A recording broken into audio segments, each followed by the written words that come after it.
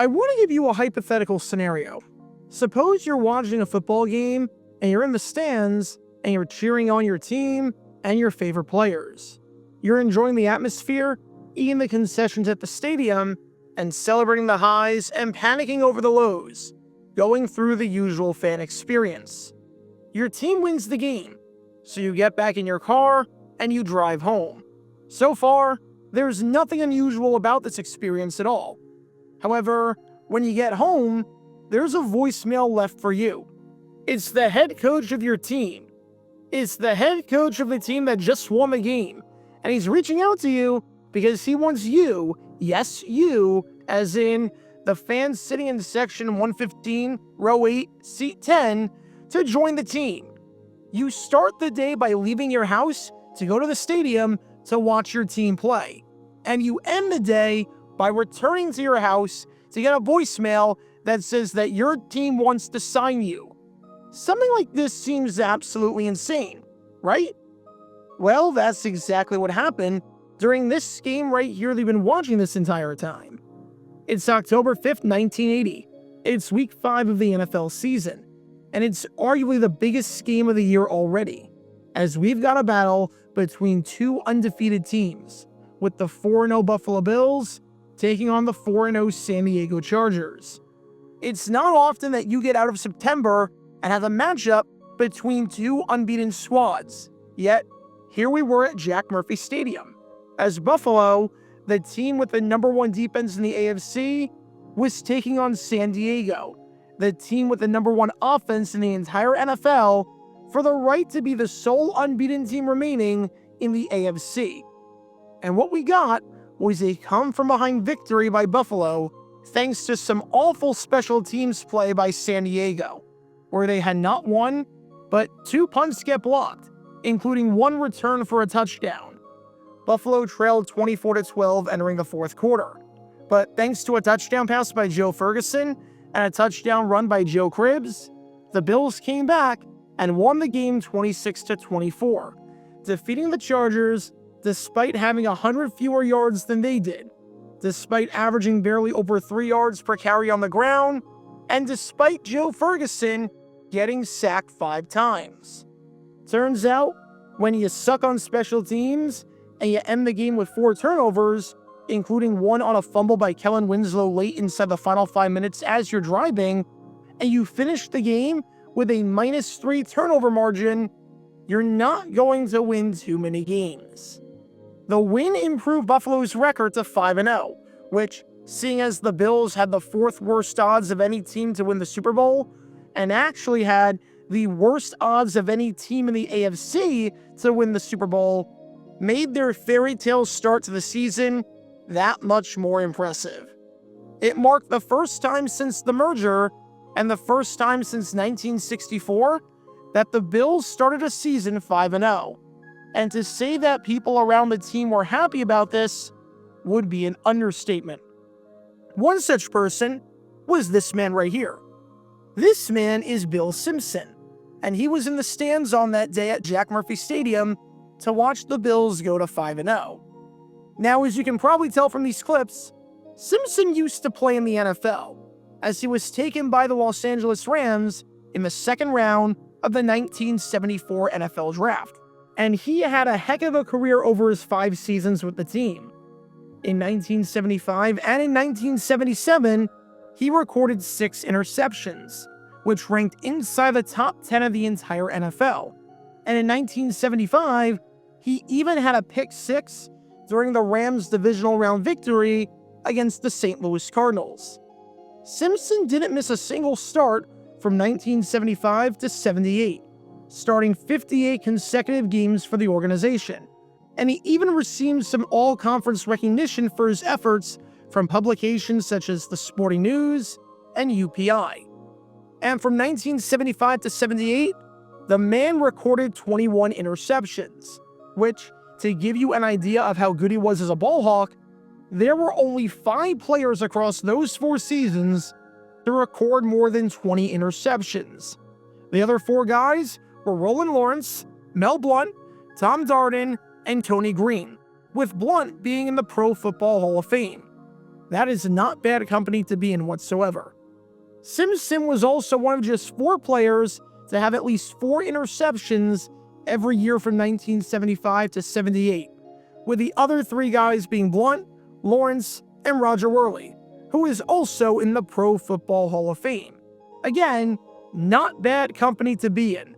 The man was good, and the man was consistent. After another successful season in 1978 with the Rams, where he anchored that secondary and helped guide the team to the NFC Championship, he never played again with the Rams. Why? Well, even though the man was durable and played every game from 1975 to 78, his knees were completely shot. Over the first 5 seasons of his career, the man had 3 separate knee surgeries, getting an operation done after his rookie year in 1974, after the 1977 season, and after the 1978 season. It's hard to come back from 1 surgery, let alone 3. And by this point, Simpson was completely battered. The Rams drafted defensive back Nolan Cromwell in the 2nd round of the 1977 NFL Draft, and the coaching staff was infatuated with him, which was for good reason, seeing as Cromwell ended up making 4 straight Pro Bowls with the Rams from 1980 to 83, and received 3 consecutive AP First Team All-Pro nominations from 1980 to 1982, being named to the All-1980s team for how good he was. Knowing that Simpson was coming off of a 3rd surgery, and with a promising youngster waiting in the wings, the Rams traded Simpson to the Buffalo Bills during training camp in 1979, which made sense, seeing as the head coach of the Bills was Chuck Knox, and Knox was with the Rams from 1973 to 77 and was the man who drafted Simpson.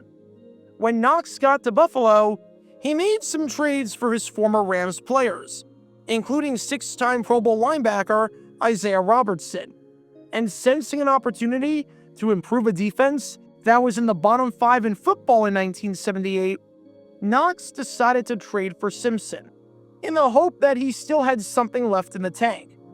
However, after Simpson failed his physical, the Bills nixed the trade, sending him back to Los Angeles, where Simpson, seeing the writing on the wall and dealing with banged-up knees, and also falling out of favor with the organization, decided to call it a career and retire.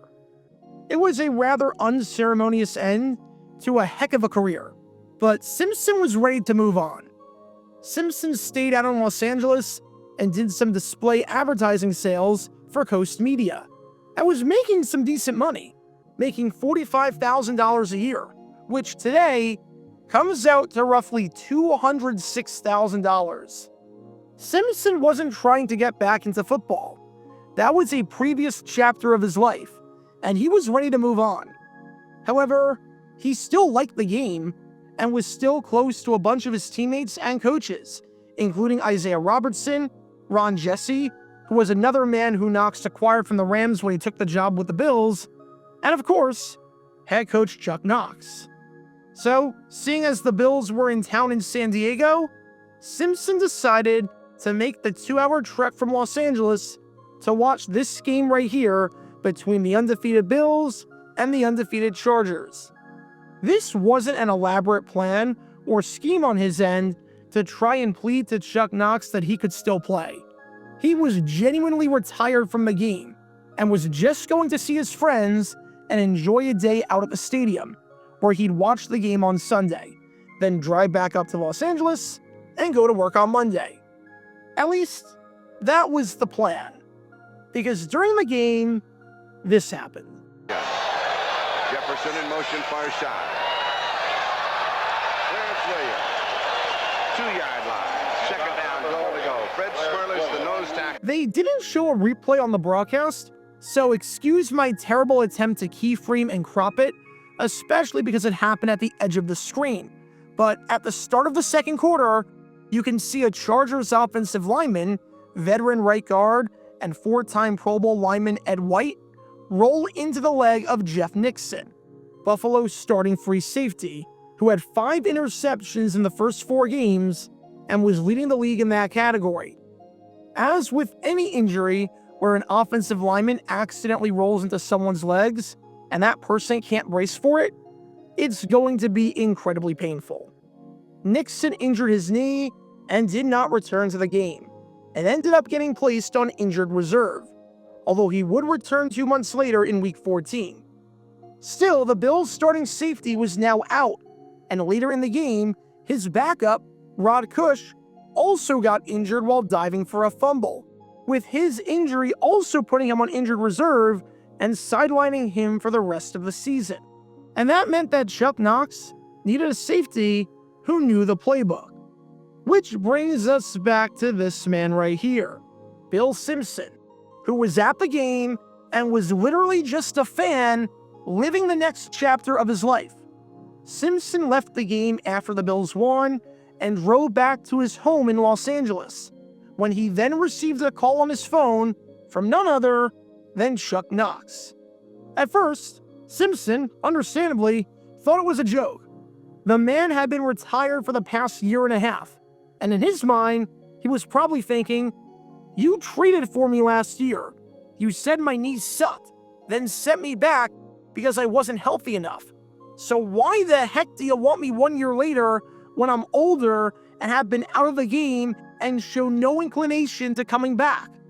Simpson had stayed active since retiring, doing things like playing racquetball and basketball, but he wasn't doing any football drills to try and get back into the game. But Simpson also wasn't stupid. He was at the game, and he saw Nixon go down with that bad injury, also seeing Cush go down later. And his brother had a feeling that this was fate. As Simpson said, "I went down to San Diego with my brother to see the game and to see some of my old friends, including the Buffalo coaches I played for in Los Angeles. I was happy in my advertising job and was making good money and had been out of football for a year and a half. When Jeff Nixon went down in the second quarter at San Diego, my brother said, 'Bill, they're going to call you. I have a feeling.' I thought, no way. Then he got the call. And after thinking it was a joke at first from defensive backfield coach Jim Wagstaff, who knew Simpson well because he was on Knox's staff in Los Angeles, Simpson realized it was serious and the Bills really wanted him. With that, the wheels were in motion for another trade by the Rams and the Bills, with this one sending Simpson to Buffalo. And this time, on take 2, Simpson passed his physical. Just like that, Bill Simpson, who just 1 week ago was watching the Bills play in the stands, as you can tell, was now playing for the Bills as their starting safety. As Simpson said, "I was shocked when the Bills called me. I had made up my mind to remain out of football permanently." Keep in mind that teams reached out to Simpson during and after the 1979 season about coming back, and Simpson didn't entertain those ideas, thinking he was done playing football. But seeing how badly the Bills needed him, and seeing how much he loved playing for Knox and Wagstaff and all those coaches, Simpson decided to leave his job in advertising and give it a second go. This time, across the country from sunny and warm Los Angeles to snowy and cold Western New York. And what's crazy is that, as you can probably tell from these highlights, Simpson picked up right where he left off. For a man who had no desire to play football, he was awfully good at it. It was like the man never even left. Simpson got 3 interceptions in the first 3 games that he played with the Bills, getting a pick in 3 consecutive games, which is insane when you realize that he was retired not even 6 days before. Simpson helped guide the Bills to their first AFC East title since the merger and their first playoff appearance since 1974. And then he came back in 1981 and 1982, starting every game for the Bills across those seasons. Out of a possible 36 games, Simpson started all 36 of them and recorded 4 interceptions in 1980, 1981, and 1982. What's nuts is that during the 1981 wildcard round, when the Bills traveled to Shea Stadium to take on the Jets were driving with a minute left in the fourth quarter in the red zone down 31-27. And in one of the biggest plays in Bills history, Jets quarterback Richard Todd threw an interception that was picked off by none other than Bill Simpson, who had 2 interceptions during Buffalo's first playoff win since the merger. Simpson was retired to start the 1980 season. Not even 17 months later, he had just made the biggest defensive play in franchise history. Simpson finally called it quits after the 1982 season, when Chuck Knox was forced out of Buffalo following a disappointing year where the team completely collapsed after the strike ended. But he ended his career with 34 interceptions and a whopping 7 seasons with at least 4 picks, making him one of just 44 players in NFL history to accomplish this feat. And from 1975 to 1982, Simpson's 33 interceptions put him 5th in the entire NFL, only behind Mel Blount, Roland Lawrence, Gary Barbaro, and Ken Riley. Once again, not bad company to be in.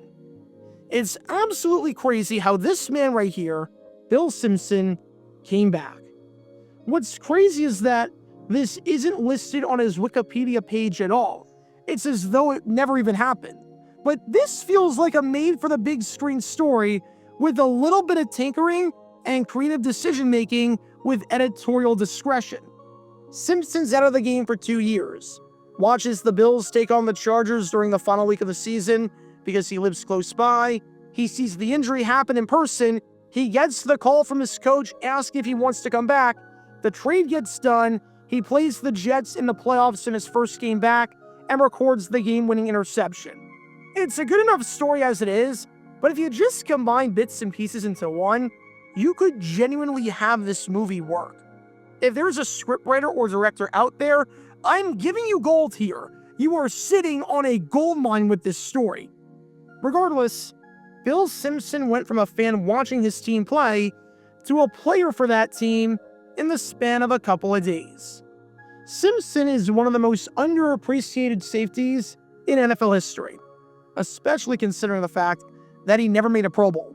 But his story deserves to be told, because in 1980, thanks to a bizarre set of circumstances, Bill Simpson went from paying to attend a Bills game to getting paid to play for the Bills. Check out our live streaming schedule for the next few days. We're live every single day on this channel, whether we're covering a sporting event or playing GeoGuessr or just taking your requests. So make sure you like and subscribe and turn on the notification bell so you don't miss a single time that we go live and so that you can join this community. Also, thanks to all our members and our Patreon supporters who get exclusive perks like their name at the end of each video, members-only Q&A streams, and cool emojis to use on videos and during streams. See how you can join this community and become a member or a Patreon member by clicking the link in the description below.